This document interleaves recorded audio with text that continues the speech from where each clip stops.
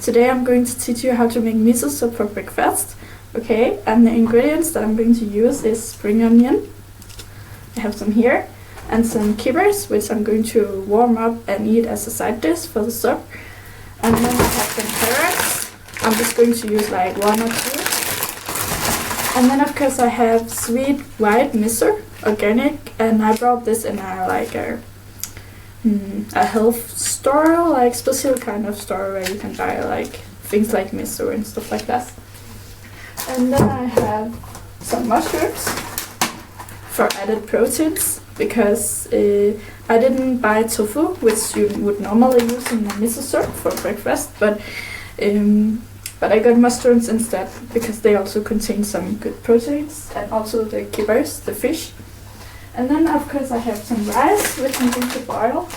And this is jasmine rice, but you can use any kind of rice, but I wouldn't recommend using full grain rice. I think it would be a little, I don't think it would fit together with the soup.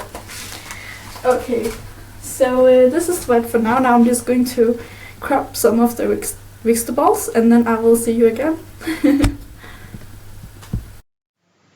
Okay, as you can see now, here, now I chopped all the vegetables in like small eatable pieces. It's really important because it's a soup after all, so you don't want it shouldn't be difficult for you to chew the vegetables. Shouldn't be too big. Okay. And now I will make the bouillon. Normally you would use dashi, which they use in Japan, which is like kind of like a vegetables bouillon. But I will just use normally vegetable bouillon, like yeah, just a moment. Sorry, I said it wrong. Like, of course, it's called like stock, and this is like you can get like chicken stock, or you can get like vegetable stock, which we normally use here in the West. But in Japan, they use this called dashi, which is made out of some Japanese vegetables. But it takes kind of a long time to make, and it's not the ingredients isn't available here in Denmark, so that's why I'm just going to use this one for now. But of course, the best thing I think would be to use like chicken stock, which you know how to use that, how to make it. So yeah, but this I will just take one out, and then I will just boil it in some, like dissolve it in some water. See you. Okay, what is important when you add like miso into the soup is that it cannot be boiled, because it's in order to preserve the flavors and the nutrients of miso, it shouldn't be added to the water, so it should be the last step. So first now I'm going to add all the vegetables into the stock, the vegetable stock, and then I'm going to let that boil, and then after that, as the last step, I will add the miso. And how you add the miso is like it's very like sticky, so when you add it you have to like first dissolve it slowly in the water without it boiling. Yeah. Oh, and also I forgot to mention that I'm going to use sweet white miso, which is a miso containing a fermented rice and soya bean paste.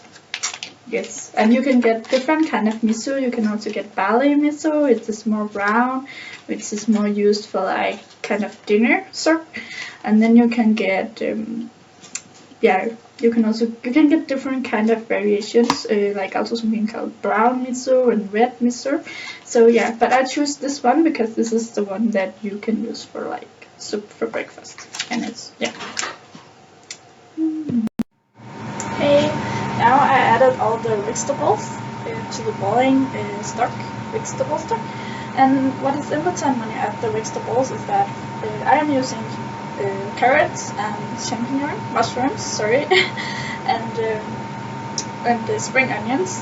And what's important is to remember that carrots needs more boiling time than mushrooms and spring onions, and mushrooms need more time than spring onions. So that's why it's important to add first the carrots and let them boil for a couple of minutes before adding the rest of the vegetables into the water, because that way you preserve the flavor and the nutrients of the vegetables the best way.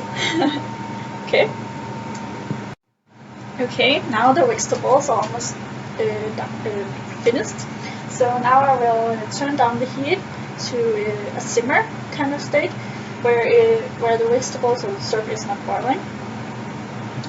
And then when you add the miso, which is kind of look like this, kind of like sticky paste, I put it in here, kind of like a small teapot, but it's useful. And then you pour this down in the soup while it's simmering, and then you pour hot water into, and then you take like a small spoon and then mix it until it's all dissolved into the soup. This is in order to if you just put it into the soup right away, it will not dissolve probably, and it will be it won't get the same taste. Okay, I just figured out that you don't need the water at all. Just put this down in the soup and use a spoon to dissolve it into the water. Soup, sorry. Okay, that's it. Now the soup is done, and you can see it's maybe you can see. Okay. So it looks really nice, healthy soup, and it smells wonderful. And it's important to remember that because miso tastes like salt in some way, don't use salt at all into soup, and not into the rice either, because there will be this salty taste in it.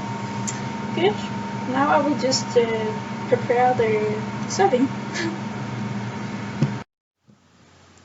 Okay, now maybe as you can see, I served the miso soup and the rice with the fish.